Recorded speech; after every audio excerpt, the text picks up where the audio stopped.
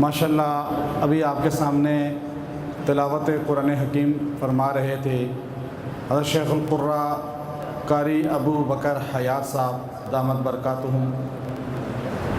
अब मैं इस मजलिस के इख्तिताम पर दावत देने से पहले दुआ के लिए ये चीज़ बतलाना चाहता हूँ कि अल्हम्दुलिल्लाह हमारी इस मस्जिद के अंदर तरावीह के अंदर कुरान पाक की तकमील हुई।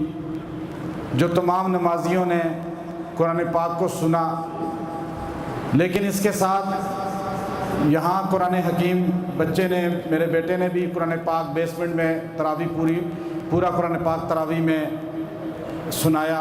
फिर ख़वातीन की तरावीह में मेरी अहलिया और बेटी ने भी कुरान पाक पूरा सुनाया, और दूसरी भी बच्चियाँ थी कुछ। तो अल्हम्दुलिल्लाह 3 कुरान पाक जो तरावीह की शक्ल में यहाँ तकमील तक पहुँचे।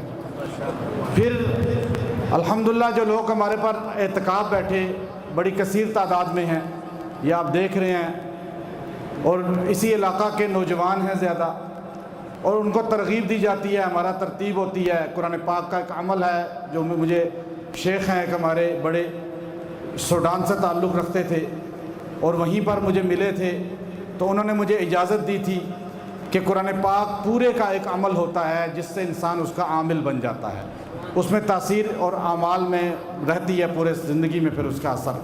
हमने हर साल एतकाफ़ वालों को वो अमल कराते हैं।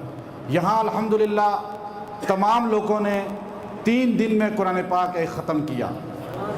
फिर उनमें से ज़्यादा बड़ी तादाद ने 1 दिन में भी कुरान पाक ख़त्म किया। तो यूँ यहाँ पर कुरान पाक जो रमज़ान के अंदर इस मस्जिद की छत के नीचे ख़त्म हुए, उनकी तादाद 27 हो गई।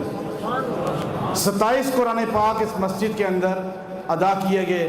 हज़रत शेखुल हदीस हज़रत मौलाना ज़हूर अहमद अलवी साहब दामत बरकातुहुल आली उस वक्त भी तशरीफ़ लाए थे जब यहाँ पे खाली ज़मीन और प्लाट था, और आज अल्हम्दुलिल्लाह अल्लाह के कुरान की यहाँ से सदाएँ गूंजती हैं, तो इसके असरात पूरे इलाके में पड़ते हैं।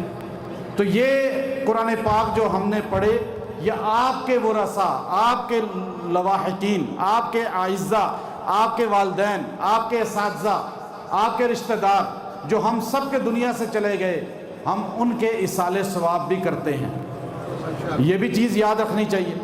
तो मैं ये चीज़ इसलिए बतलाई आपको कि ताकि आपको पता चले कि ये जो मस्जिदों वाले हैं, जो उलमा हमारे हैं, जो हमारे मिंबर वाले हैं, ये आपके जिंदों को भी याद रखते हैं, आपके मुर्दों को भी याद रखते हैं।